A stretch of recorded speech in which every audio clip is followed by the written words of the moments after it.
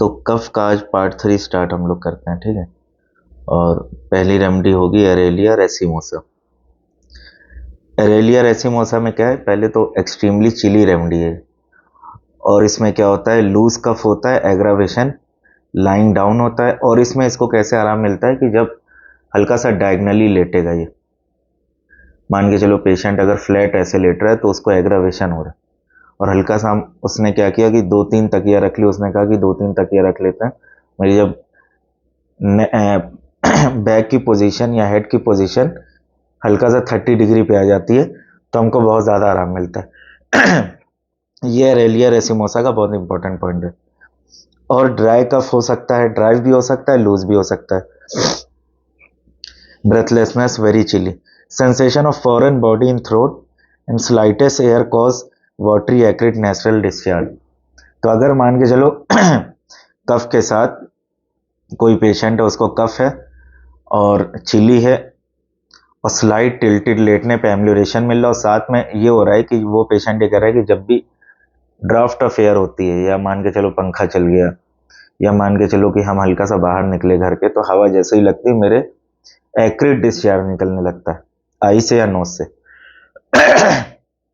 और ये जो डिस्चार्ज होता है एक्रिड, एक्रिड का मतलब क्या होता है कि वहां पे जहां पे टच करेगा वहां पे ये एक्सकोरिएशन प्रोड्यूस करेगा, ये ध्यान रखना। और चिल्ड्रंस में ज़्यादा इंडिकेट होती, फीमेल्स में ज़्यादा इंडिकेट होती। यहाँ पे इसको यहाँ पे चिल्ड्रंस में सिमिलर है, इसका मेंटल स्टेट जो सिमिलर है हायोसाइमस के, लेकिन हायोसाइमस जनरली हॉट होती है, ये चिली है। और इसका क्या है, cough night aggravation 2 hours after sleep waking from cough, ये इंपॉर्टेंट है। 2 आवर्स आफ्टर स्लीप। अब ये पेशेंट कैसे बताएगा, मान के चलो कि पेशेंट का जो गार्जियन है वो कह रहा है कि बच्चे को खांसी आ रही, बच्चे को लेकर आए, वो कह रहा है कि डॉक्टर साहब इसको खांसी आती है। अब तुमने केस लिया, केस लेते लेते लेते कुछ खास मिला नहीं। अब मान के चलो कि तुमने पूछा कब बढ़ती है, कैसे कम होती है। पेशेंट के गार्जियन ने बताया कि उसके पेरेंट्स ने बताया कि जब ये सो जाता है उसके बाद बढ़ती है। तो हम अगला क्वेश्चन करेंगे कि हम हमेशा, कोई भी अगर पेशेंट हमको मोडेलिटी दे रहा है तो हम हमेशा उस मोडेलिटी को एकदम अंदर तक ले जाएंगे, कहीं उसके पीछे भी कुछ ना मिले, ठीक है। तो पेशेंट ये कह रहा है कि पेशेंट के फैमिली मेंबर्स ये कह रहे हैं कि जब ये सो जाता उसके बाद खांसी बढ़ती। अब हमने पूछा कि उसके बाद कब बढ़ती, सोने के तुरंत बाद, जैसे ही सो जाता वैसे ही बढ़ जाती। पेशेंट ने कहा कि नहीं, हमने ध्यान दिया है कि 2 घंटे बाद ये बढ़ती है अक्सर करके। अब यहाँ पे अगर हमको एक्सट्रीमली चिली रेमेडी, पेशेंट है एक्सट्रीमली चिली है और डायगनली या हल्का सा 30 डिग्री लेटने पे आराम मिल रहा है, तो रेमेडी एरेलिया रेसिमोसा हो जाएगी। और इसका इंपॉर्टेंट एक और रिब्रिक है, cough paroxysmal night midnight before 11 PM sleep after. ये भी है कि कफ जो है नाइट में आ रहा है, और पेशेंट ये कह रहा है कि जब ये सो जाता है या जब हम सो जाते हैं, सोने के 2 घंटे बाद ही आता है, और 11 बजे के पहले ही तक आता है, 11 बजे के बाद नहीं आता। मतलब मान के चलो पेशेंट 8 बजे सो गया, कोई बच्चा है वो 8 बजे सो गया, 10 बजे खांसी स्टार्ट हो गई, 11 के पहले खत्म हो गई। ये इस रूब्रिक का मतलब हुआ। अब काली म्यूर हमने कल बता दी थी। अब मेफाइटिस में आते हैं। मेफाइटिस इज अ रेमेडी। इसमें मेफाइटिस में क्या है कि वोपिंग कफ में ज़्यादा इंडिकेट होती है, और इसका कफ बहुत वायलेंट होता है, ड्रोसेरा की तरह होता है। मतलब इतना ज़्यादा कि पूरा रेस्पायरेशन ऑलमोस्ट ऑब्स्ट्रक्ट हो जाता है, और पेशेंट के पूरे कह लो कि आँख से लैक्राइमल डिस्चार्ज निकलने लगते हैं, और मतलब बहुत सीवियर खांसी होती है, बहुत ज़्यादा टॉर्मेंटिंग। तो mephitis is a remedy you want to keep in mind when treating spasmodic condition.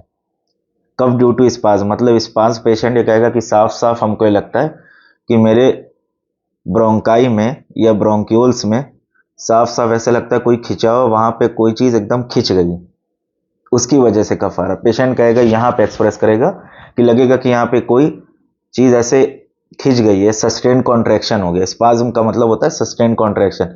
यहाँ पे किसके सिमिलर होगी, ड्रोसेरा के। अभी आगे इसका ड्रोसेरा से रिलेशन और आएगा। Paroxysmal cough every 10 minutes with pain and dryness in chest aggravation eating worse at midnight. Paroxysmal cough every 10 minutes, ये इंपॉर्टेंट ध्यान रखना, बहुत इंपॉर्टेंट है। अब ये पेशेंट कैसे बताएगा? अब पेशेंट मान के चलो कि हम केस ले रहे हैं, पेशेंट ने कहा कि खांसी आ रही है। अब हमने पूछा कैसे आती, कब आती? अब पेशेंट ने कहा कि 10 मिनट तक आएगी, फिर 10 मिनट आराम रहेगा, फिर 10 मिनट बाद आने लगी। हर 10 मिनट पे खांसी मेरी बढ़ती है। अब हम कंफर्म करने के लिए पूछेंगे पेशेंट से 10 मिनट का मतलब क्या कहना चाह रहे हैं आप, डिटेल में बताइए। तो फिर पेशेंट कहेगा कि हमने नोट किया जैसे 12:10 पे आई, फिर उसके बाद 12:20 पे आएगी, फिर 12:30 पे आएगी। ऐसे करके हमने देखा 10 मिनट के गैप पे बहुत सीवियर खांसी आती। और when Drosera has failed with all the modality of Drosera such as aggravation, eating, talking after midnight, okay in the day, worse at night, think of nephritis, cough aggravated at night on lying down। कोई ऐसा case mental Drosera जैसा है, सारी modality Drosera जैसी, aggravation night है, aggravation eating है, aggravation lying down है, और वूपिंग कफ है, और ड्रोसेरा फेल्ड हो जा रही, तो रेमेडी कौन सी होगी? Mephitis. The main indication of mephitis is that they can withstand extreme cold and feel better by ice cold bathing। ये कितना इंपॉर्टेंट है, मतलब पेशेंट ये कह रहा है कि हम एक्सट्रीम कोल्ड टॉलरेट कर लेते हैं, या पेशेंट ये कह रहा है कि मेरी खांसी जब से आ रही है 1 डेढ़ 2 महीने से, हमने देखा है कि जब हम ठंडे पानी से नहाते हैं, और ठंडा एक हो गया कि नॉर्मल ये बोरिंग का पानी या टंकी का पानी, एक होता है पेशेंट कह रहा है कि हम कुछ फ्रिज का भी पानी ऐड कर देते हैं, मेरी खांसी में आराम मिल जाता है। ये कितना पेक्यूलियर है। And they have the most fidgety legs in homeopathy. अब यहाँ पे क्या है, फिजिडिटी इन लेग्स में जिंक किसके सिमिलर है? रस्टॉक सिमिलर है, टेरेंटुला सिमिलर। तो अगर मान के चलो कि एक्सट्रीम टॉलरेंस टू कोल्ड और एम्लियोरेशन फ्रॉम कोल्ड बाथिंग, और साथ में drosera like mind and cough, और साथ में जिंक लाइक रेस्टलेसनेस, तो रेमेडी कौन सी हो जाएगी? Mephitis. The keynote of remedies increase muscles spasm and reduce catarrh, making closer to drosera and corallium. तो इसमें ड्राई कफ होता है मेफाइटिस में, जनरली एक्सपेक्टोरेशन वाला भी होगा, क्योंकि रेमेडीज तो काफ़ी बड़ी बड़ी होती हैं, तो एक्सपेक्टोरेशन वाला भी होगा, लेकिन मेन इसमें ड्राई कफ है, और एग्रावेशन ऑन लाइंग डाउन है, और रात में है midnight after. Cough spasmodic when Drosera fails. फिर उसके बाद कफ knows coryza fluent and soreness in chest, coryza भी हो रहा है कफ के साथ। कफ drinking after drinking, cough talking, aggravation, cough singing from. तो मेन जो हमने बताया शुरू में वो इसका important, extreme tolerance to cold, ये हमको ध्यान रखना। अगली रेमेडी है बेलाडोना। अब belladonna is not commonly use to treat cough, but it is prescribe in early stages of cough. Belladonna हमेशा ध्यान रखनी ऐसी रेमेडी है कि जो अर्ली स्टेज में इंडिकेट होती है। फॉर एग्जाम्पल कोई पेशेंट है, उसको फीवर आया है, और फीवर 1 हफ्ते से बना हुआ है, तो बेलाडोना रेयरली इंडिकेट होगा। किसी को खांसी आ रही 1 हफ्ता हो गया, बेलाडोना रेयरली इंडिकेट होगी। किसी को कोराइजा है 1 हफ्ता हो गया, 4-5 दिन हो गया, बेलाडोना इंडिकेट नहीं होगी। बेलाडोना अर्ली स्टेज में, कोई भी एक्यूट कंडीशन आई है अर्ली स्टेज में, बेलाडोना हो गई, एकोनाइट हो गई, वहां पे इंडिकेट होगी। जब पैथोलॉजी थोड़ी पुरानी हो गई, फिर बेलाडोना, एकोनाइट, स्टेमोनियम ये सब कवर नहीं करते हैं। फिर belladonna is not commonly use to treat cough, but is prescribed in early stage of coughing with hoarseness and dryness accompanied by frequent empty soiling. तो बेलाडोना में एक चीज क्या मिलेगी कि एम्प्टी सॉइलिंग एग्रावेशन होगा। खाना खाने पे या कोई लिक्विड वो निकलने पे उतना उसको एग्रावेशन नहीं होगा, जितना पेशेंट ये कहेगा कि जब हम ऐसे अपना एम्प्टी कुछ स्वेलो करते हैं, थूक स्वेलो करते हैं, तो मेरे कफ एग्रावेट हो जाता है, और साथ में उसके होर्सनेस है। और बेलाडोना में क्या मिलेगा? एंग्री, इरिटेबिलिटी मिलेगी, प्लस क्या मिलेगा? रेडनेस। रेडनेस आई में मिल सकती है, रेडनेस चीक्स में मिल सकती है, और अगर हम माउथ का एग्जामिनेशन करेंगे तो रेडनेस उसके फाउसिस पे मिलेगी, हार्ट पैलेट में मिलेगी, नेसोफेरिंक्स वगैरह रीजन पे मिल सकती है, टंग रेड मिल सकती है। ये चीज़ है बेलाडोना में। और बेलाडोना में क्या है कि aggravation at 10 PM, an important modality along with flush face. Flush face का मतलब वही कि फेस एकदम रेड है और एकदम ड्राई है, ठीक है। Cough comes in 2-3 paroxysm and periodical every 15 minute. Mephitis में कितना था? 10 मिनट्स। लेकिन मेफाइटिस में 2-3 पैरोक्सिज्म नहीं था। मेफाइटिस में जैसे कोरेलियम र्यूब्रम का कफ हमने बताया था वैसा था, लेकिन कोरेलियम र्यूब्रम का डीप नहीं है, कोरेलियम र्यूब्रम का हल्का हल्का है, और मेफाइटिस में डीप कफ है, एकदम स्पाज्म पड़ के, और उसमें लगातार है। मेफाइटिस में जैसे कोरेलियम र्यूब्रम ही की तरह है, प्लस लगातार है, वो डीप है। बेलाडोना में क्या है कि एग्रावेशन 10 PM है और एग्रावेशन 15 मिनट है, लेकिन यहाँ पे पैरोक्सिज्म 2 से 3 है। बीवीसीआर में रूब्रिक अगर चेक करोगे कफ पैरोक्सिज्म 2 to 3, 3 to 4, 1, 4 to 5, multiples, short, ऐसे करके रूब्रिक्स दिए हुए हैं। अब it holds more importance in children's cases, there is lot of pain and heat. तो बेलाडोना में हमको हमेशा ध्यान रखना हीट मिलनी और पेन मिलना। There is a feeling as if head will burst and body is warm to touch.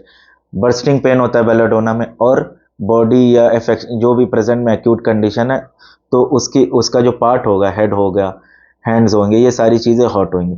और बेलाडोना में क्या इंपॉर्टेंट है कि जब भी बेलाडोना एक्यूट स्टेट में आएगा तो उसको डिज़ायर होगी लेमोनेड की। यहाँ पे किसके सिमिलर स्टिमुलेंट डिज़ायर में, रूबिएसी फैमिली के, चाइना के, कॉफिया के, ठीक है। तो बेलाडोना में लेमोनेड की डिज़ायर बहुत ज़्यादा होती है एक्यूट कंडीशन में। ये हो गए कफ ड्यूरिंग कन्वल्जन, ये भी बेलाडोना का एक इंपॉर्टेंट सिम्टम। फॉर एग्जांपल कोई पेशेंट है, अब मान के चलो कि उसको कन्वल्जन आता है और साथ में उसी टाइम कफ आता है, तो कफ ड्यूरिंग कन्वल्जन, इसमें सिर्फ बेलाडोना नहीं होगी और भी रेमडीज होंगी। अब अगली रेमडी कॉस्टिकम।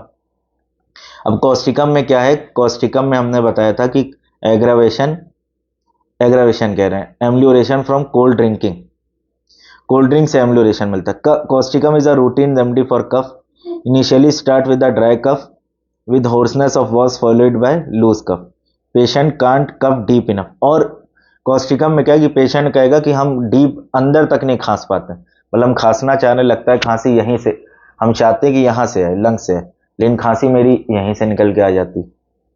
और पेशेंट ये कहेगा कि मेरा जो म्यूकस है वो निकालने में हमको दिक्कत होती, क्योंकि कफ वो डीप नहीं कर पा रहा, तो उसको निकालने में म्यूकस बहुत दिक्कत होती। और कॉस्टिकम में क्या क्या हमको मिलेगा, होर्सनेस बहुत ज़्यादा मिलेगी। और कॉस्टिकम में क्या मिलेगा, कोल्ड वाटर एम्लियोरेशन मिलेगा, कोल्ड वाटर या कोल्ड ड्रिंक्स एम्लियोरेशन होगा।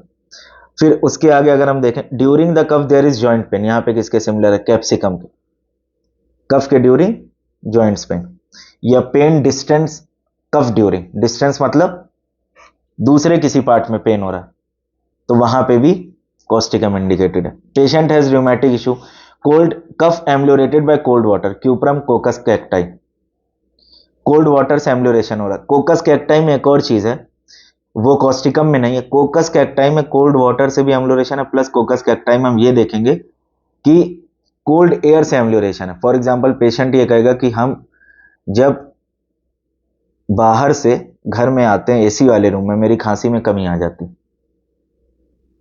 या फॉर एग्जांपल हम कार में बैठे हुए हैं, एसी चल रहा है, मेरी खांसी ठीक रहती, जैसे ही कार के बाहर निकलते मेरी खांसी बढ़ जाती।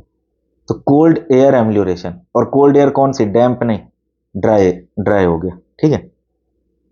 अवेल्यूएबल differentiation, a doctor Sarkar differentiate causticum in clinical practice by asking the patient to point out the pain, patient point out the pain with their finger, a sore streak from throat to trachea, और यहां से trachea मतलब पूरा यूं यूं pen होगा एक line में, इतने रीजन में कॉस्टिकम में। और उसके बाद क्या होगा, अ valuable differentiation emphasized by Shelton between causticum and phosphorus is that former has hoarseness better from talking and later worse।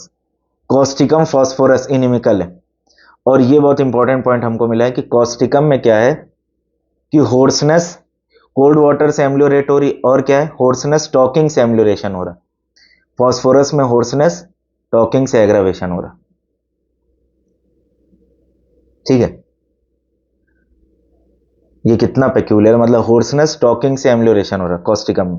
There is also a feeling as if mucus stuck to vocal cords which causes hoarseness and they try to get rid of it by clearing और rather scraping the throat.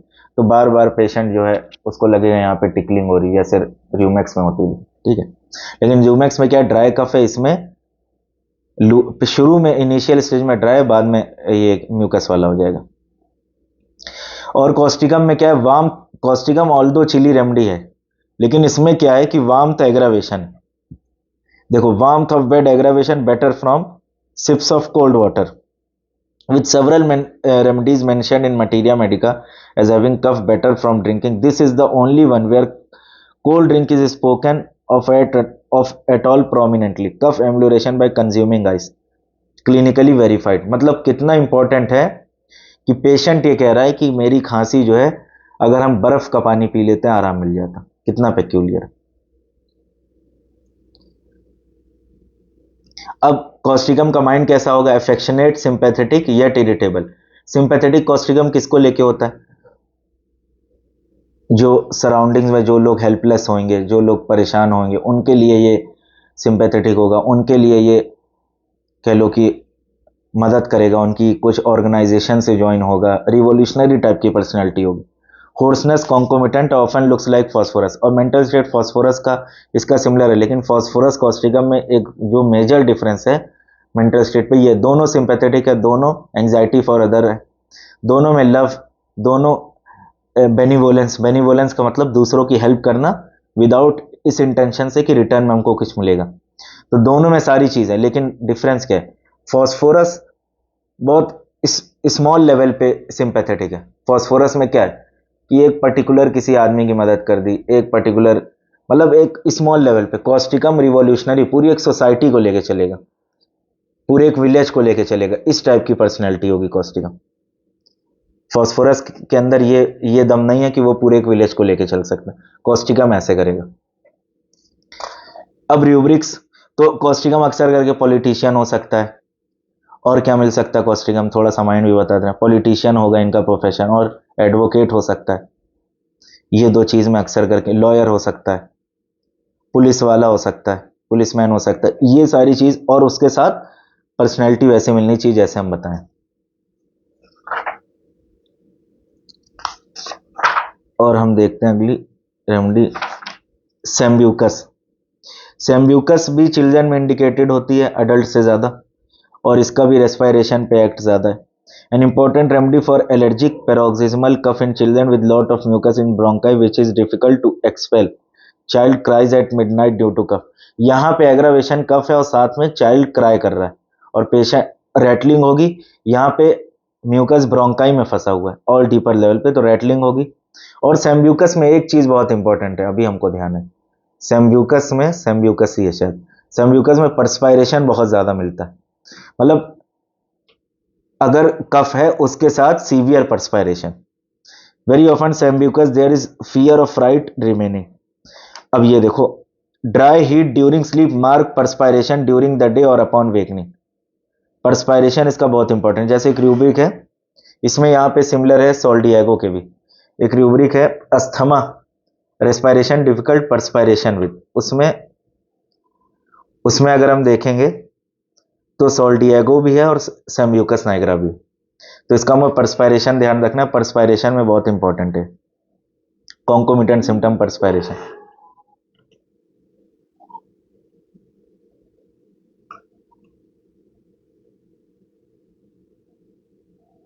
और इसमें क्या मिलेगा? But often the perspiration is heavy during whole attack. Patient ये कहेगा कि जैसे ही मेरी खांसी वर्स होती है मेरे पसीना वर्स हो जाता है, पसीना बढ़ जाता है, और परस्पायरेशन इसका फेस पे और भी ज्यादा होगा।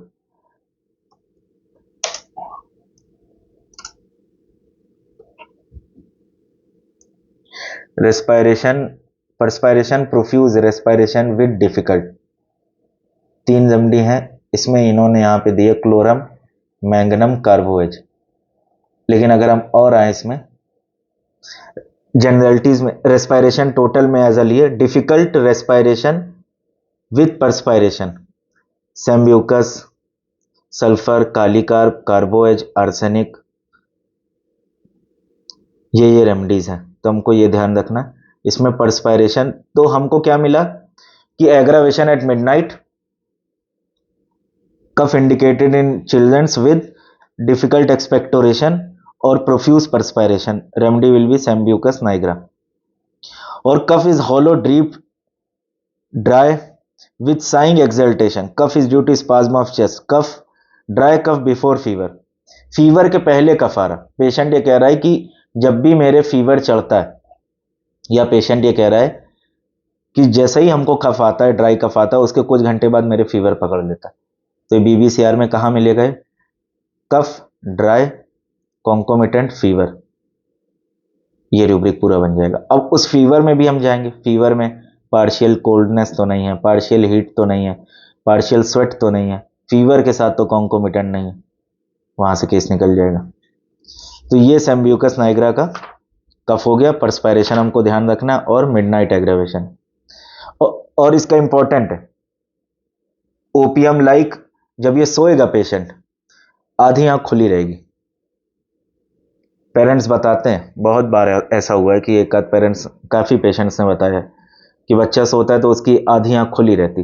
तो eyes half open in sleep, icy cold feet, ये important concomitant symptom. For example patient ये कह रहा है कि जब से खांसी आ रही, cough, aggravation midnight, profuse perspiration, cold feet followed by fever, remedy sambucus nigra. Dry heat during sleep, mark perspiration during day और ऑन वेकिंग। उठते ही पेशेंट ये कह रहा है कि सो कर उठते ही मेरे पसीना आता और दिन में ज्यादा आता। कफ बिफोर फीवर, क्लिनिकली कंफर्म्ड। ठीक है। और अगर हम इसमें देखें, टीयरफुल मूड, एंशियस मूड हो गया, suffocative weeping with, cough suffocative weeping with, cough dry chill after, cough dry fever before. Cough chill after है और फीवर बिफोर है। अब अगर मान के चलो किसी को कंपाउंड फीवर है, किसी को मलेरिया हुआ, ठीक है, और पेशेंट ने कहा कि मेरे जाड़ा लगता है, ठंडी लगती, हमने ठीक है। फिर पेशेंट ने कहा कि ठंडी लगने के बाद मेरे खांसी आ जाती, हमने कहा फिर खांसी आने के बाद फीवर आ जाता है, तो क्या हो गया, chill followed by cough followed by fever. ये बहुत थोड़ी रेमेडी में होगा। और साथ में अगर हमको आईसी कोल्डनेस कॉन्कोमिटेंट मिल गया और मार्क परस्पायरेशन मिल गया, स्पेशली इन डे और वेकिंग, तो रेमेडी कौन सी हो जाएगी, सेम्ब्यूकस नाइग्रा। तो यहां पे क्या है, और एक चीज और हम क्लियर कर रहे हैं, यहां पे आपको मलेरिया से रूब्रिक करके नहीं मिलेगा। चिल कंपाउंड फीवर जो होते हैं, इन्हीं में मलेरिया, टाइफाइड, ये सारी चीजें आती हैं। पैथोलॉजिकल, अगर आप बीबीसीआर उठा के देखेंगे, pathological fever, intermittent fever, compound fever, ऐसे करके चैप्टर्स दिए, उसमें आपको जाना पड़ेगा। मलेरिया एज अ नेम करके रूब्रिक कोई नहीं मिलेगा। तो क्योंकि मलेरिया में क्या होता है, मलेरिया में इंटरमिटेंट फीवर होता है, फीवर चढ़ा, कम हुआ, ठंडी लगी, चिल्स आए, शिवरिंग हुई, परस्पायरेशन हुआ, फिर फीवर आया, ऐसे मलेरिया प्रोग्रेस करता है। अब पल्साटीला, बहुत कॉमनली इंडिकेटेड रेमेडी कफ की। पल्साटीला में हमने क्या देखा है कि पल्साटीला अर्ली स्टेज ऑफ कफ में इंडिकेट नहीं होती, जब कफ थोड़ा सा राइप हो जाए, 2-3 दिन 4 दिन पुराना हो जाए, एक्सपेक्टोरेशन येलो, साइकोटिक रेमेडी है, साइकोटिक रेमेडी का डिस्चार्ज येलो होता है। और पल्साटीला में क्या है कि ये तो एक्सपेक्टोरेशन वाला हो गया, dry cough, aggravation at night, lying down, amelioration by sitting. मतलब ड्राई कफ है, रात में एग्रावेशन है, रात में भी लेटने पे एग्रावेशन है, और जैसे ही उठ के बैठ रहा है रात में तो एम्ब्ल्यूरेशन हो जा रहा है। ये पल्साटीला का इंडिकेशन है। Keynote symptom of pulsatilla is cough, aggravation in evening and always better by open air. Pulsatilla hot remedy है, चिली भी है, और पल्साटीला में हमेशा क्या मिलेगा, ओपन एयर से एम्ब्ल्यूरेशन मिलेगा। पल्साटीला को क्लोज्ड एयर एग्रावेशन होती, कोई भी complaint. And just like bromium, it is aggravated by warm room. Bromium हम लोग ने पढ़ा था ना, और ब्रोमियम में क्या था, कोराइजा एम्ब्ल्यूरेटेड बाय कोल्ड ड्रिंक्स। और कल हम लोग ने बेरिलियम में क्या पढ़ा था, अपर रेस्पिरेटरी ट्रैक इन्फेक्शन या हेडेक एम्ब्ल्यूरेटेड बाय कफिंग और कोल्ड ड्रिंक्स, या कोल्ड फूड, या कोल्ड कह लो की एप्लीकेशन, कोल्ड बाथिंग, तो बेरिलियम में था। और क्या मिलेगा हमको पल्साटीला में, cough generally dry at night, loose in day, ये इंपॉर्टेंट है। हमने बताया ना कि लूज डे में होता है पल्साटीला का, दिन में एक्सपेक्टोरेशन होगा, रात में नहीं होगा, रात में ड्राई होगा। पेशेंट कहेगा कि रात में मेरी खांसी सूखी रहती है, दिन में मतलब बलगम निकलता है, स्पूटम निकलता है। तो ये चीज हमको ध्यान रखना है। और स्पूटम का कलर येलो होगा। Aggravation lying on left side, cough is often very exhaustive, sometimes aggravated at night during the sleep और ameliorated by sitting up. Aggravation eating warm food, pulsatilla generally क्या है, इसको वार्म से, heat से aggravation है, तो गर्म खाने से भी इसकी दिक्कत होगी। यहाँ पे किसके ऑपोजिट है, स्पॉन्जिया के, लाइकोपोडियम के। लाइकोपोडियम में क्या है, warm food amelioration. Cough after a lot of exertion, specially cough after dancing is well known for pulsatilla. Nose block after adenoidectomy, adenoids का रिमूवल होने के बाद, टॉन्सिल्स का रिमूवल होने के बाद अगर किसी को स्टफ्ड नोज हो जाए, या एकदम नोज का ब्लॉकेज हो जाए तो वहां पे रेमेडी कौन सी होगी? पल्सटीला। कफ एक्सर्शन फ्रॉम डांसिंग आफ्टर, इसका मतलब क्या है? एक तो डांसिंग हमको क्लियर कट मिल जाए, यह एक्सर्शन, पेशेंट कह रहा है कि एक्सर्शन करने के बाद मेरी खांसी आ जाती, तो रेमेडी कौन सी होगी? और अगर मोडेलिटीज मिल रही हैं कि ड्राई नाइट में हो, लूज दिन में हो, एक्सपेक्टोरेशन येलो हो, वार्म एग्रावेशन हो, तो रेमेडी पल्सटीला हो जाएगी। अब काली बाई क्रोमिकम में डिस्चार्ज कैसा होता है? स्ट्रिंजी, टफ, म्यूकस, थ्रेड लाइक। काली बाइक्रोमिकम में ये हमको मिलना जरूरी है कि स्पूटम कैसा होगा? टिनेशियस होगा, स्ट्रिंजी होगा, थ्रेड लाइक होगा और डिफिकल्ट टू रिमूव होगा। तो keynote of kali bichromicum is tenacious thick mucus which could be whitish or yellowish, cough after eating meal or sometime during meal, cough amelioration upon sleeping, ये important है। तो अगर sleeping से एम्लोरेशन मिल रहा है और साथ में स्ट्रिंजी म्यूकस मिल रहा है, रेमेडी काली बाइक्रोमिकम। स्लीपिंग से एम्लोरेशन तो बहुत रेमेडी में होगा, लेकिन अगर स्लीपिंग से एम्लोरेशन के साथ हमको स्ट्रिंजी म्यूकस भी मिल गया तो ये शायद किसी में नहीं होगा, कॉम्बिनेशन किसी में नहीं होगा। स्लीप से एम्लोरेशन बहुत रेमेडी मिल जाएगा। और अगर हम देखें अकाली bi child has a whistling cough accompanied by nausea and crack in centre of tongue, और इसका टंग कैसे होगी? क्रैक होगा सेंटर में। Additionally there is pain in one spot during coughing, ये काली बाई का फेमस है सिम्टम है कि एक स्पॉट में पेन, तो पेशेंट ये कहेगा कि कफ के साथ मेरे ठीक स्टर्नम रीजन में यहाँ पे एक स्पॉट में यहाँ पे सिर्फ फिंगर के टिप के बराबर पेन होता है, या स्कैपुलर रीजन में फिंगर के टिप के बराबर पेन होता है, और वो पोजीशन बदलती रहती, और साथ में हमको स्ट्रिंजी म्यूकस मिल गया, तो रेमेडी कौन सी हो जाएगी? Kali bi. एग्रावेशन मॉर्निंग है, generals amelioration warmth and lying down है, almost all cases aggravation eating, almost all cases aggravation eating, तो ये काली बाई क्रोमिकम में हमको ध्यान रखना है। बहुत डीप एक्टिंग रेमेडी है, लेकिन कफ में जनरली इंडिकेट बहुत कम होती है, हमने देखा है, लेकिन अगर मिलेगी तो इंडिकेट हो जाएगी। लेकिन मिलना इसका सिम्टम्स कंफर्मेटरी सिम्टम, इसका अगर म्यूकस या स्पूटम जैसा बताया tenacious thick stringy difficult to remove, ये नहीं मिल रहा तो काली बाइक्रोमिकम इंडिकेट नहीं होगी। अब अगली रेमेडी काली सल्फ, इसको क्या बोलते हैं? Mineral pulsatilla. Kali sulph sycotic miasm, discharge yellow, ear nose throat पे भी इसका एक्शन बहुत ज्यादा है, जैसे पल्सटीला। रूमेटिक डायथिसिस, जॉइंट्स पे इसका एक्शन बहुत ज्यादा है।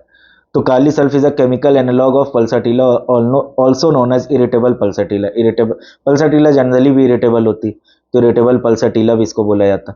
दे can often be soft like pulsatilla but can also have an irritability like kali, तो काली इरिटेबल होता है। Kali sulph is typically prescribe for loose sounding cough where cough is swallowed and patient is ameliorated in open air. तो कफ कफ is swallowed मतलब patient ये कहेगा कि जैसे होता है ना कि जैसे कभी किसी को छींक आने वाली हो और छींक ना आती नहीं है, आने वाली हो और फिर रुक जाए, तो काली सल्फ में क्या होता है? खांसी आने वाली होती है और सडनली रुक जाती है।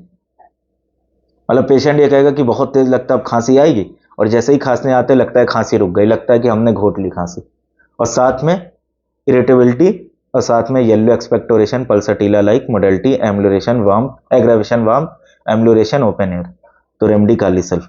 When a child has recovered from bronchopneumonia but continues to cough and experience rattling in their chest after every change of weather to cold, Kali sulph is appropriate remedy। ब्रोंकोनिमोनिया के बाद अगर पेशेंट को pneumonia हुआ, Bronco pneumonia हुआ, उसके बाद पूरी तरीके से कन्वल्सेंस स्टेज में वो रिकवरी नहीं दे पा रहा, कफ प्रेजेंट है, तो रेमेडी काली सल्फ। लेकिन क्या होगा? इंडिकेशन हमको मिलना चाहिए, ठीक है। वैसे तो रूब्रिक है pneumonia after never well since infectious disease, लेकिन हमको ये चीज मिलनी चाहिए, काली सल्फ का इंडिकेशन। कैंट कहते हैं ना, कैंट अपनी मटीरिया मेडिका में कहते हैं कि this remedy is specific for this condition if symptom agrees, मतलब अगर सिम्टम मैच करेगा तो स्पेसिफिक हो गई, मतलब वो एज अ कह लो कि सार्कास्टिक रिमार्क करते हैं होम्योपैथ को टीज करने के लिए, है खुद होम्यो, मतलब वो बताना चाहते हैं कि ऐसे कोई रेमेडी नहीं मिल जाएगी, स्पेसिफिक वगैरह ऐसा कुछ नहीं होता, आपको सिम्टम्स लेने पड़ेंगे। अब कैंट का एक केस है, आगे काली सल्फ का देख लेते हैं। A boy 4 years old was brought to my office for treatment, ये कैंट का केस है। He looked well but coughed several times with rattling cough, he never expectorates, expectoration नहीं हुआ, says the father but he always has the rattling, rattling expectoration नहीं. Worse in cold weather, he eats well and seems well but always has more or less rattling. Kali self 201 dose dry cured the case in 1 week. The rattling had been there all winter was gone. The weather changes do not affect him now. तो उन्होंने kali sulph दी थी तो indication वही था कि expectoration नहीं हो रहा था, रेटलिंग थी और पेशेंट को पहले शायद निमोनिया वगैरह रहा होगा क्योंकि इन्होंने पूरा मेंशन नहीं किया. और काली स्केंट का रिपटरी से एक काली सल्फ का रूब्रिक है. Cough rattling, air amelioration, open hoarseness without. मतलब कफ रेटलिंग है, होर्सनेस एब्सेंट है और ओपन एयर एम्ब्ल्यूरेशन है. ठीक है, ये रूब्रिक का मीनिंग हुआ. अब अगली रेमेडी काली कार्ब. अब kali carb is commonly prescribe remedy for cough. तो काली कार्ब में भी हम क्या देखेंगे कि इरिटेबिलिटी होगी, फ्लैचुलेंसी होगी. काली कार्ब में फ्लैचुलेंसी बहुत ज्यादा प्रोमिनेंट होती है. यहां पे किसके सिमिलर होती है, कार्बोएच के, लाइकोपोडियम के. The cough typically begins at 2 to 3 am. ये काली कार्ब का इंपॉर्टेंट है कि रात के 2 से 3 बजे कफ इसका एग्रावेट हो रहा है, ameliorated by lying down. There is often a lot of stitching pain. Kali carb का हमने हमेशा बताया कि स्टिचिंग पेन होता है. यहां पे किसके सिमिलर है स्टिचिंग पेन में, ब्रायोनिया. और the chest and expectoration slips back and is difficult to raise, similar to causticum. मतलब एक्सपेक्टोरेशन पेशेंट कहेगा कि ऊपर तक आता है फिर वापस चला जाता है. Typical state and constitution of kali carb is irritability, panicky condition और एंशियस, इनसेक्योर, जैसे कैलकेरिया कार्ब का माइंड होता है वैसा मिलेगा. Cough of kali carb start often after the child birth. ये इंपॉर्टेंट है. अगर डिलीवरी के बाद, प्रेगनेंसी के बाद, डिलीवरी के बाद, लेबर के बाद कफ किसी को हो गया और मेंटल स्टेट काली कार्ब के सिमिलर है तो काली कार्ब रेमेडी हो जाएगी. काली कार्ब डिलीवरी या प्रेगनेंसी के बाद बहुत ज्यादा इंडिकेट होती है. Aggravation lying on left side, patient में often turn to the right side during coughing. They experience stitches, perspiration, weakness. Kali carb में और हमने क्या बताया, बोरिक में इंट्रोडक्शन में काली कार्ब में लिखा है कि profuse perspiration, severe weakness in lumbar region, और साथ में एक चीज और हमको ध्यान नहीं आ रही उसमें लिखी, तीन चीजें लिखी, profuse perspiration, severe weakness in lumbar region और शायद ओबेसिटी है, क्या है.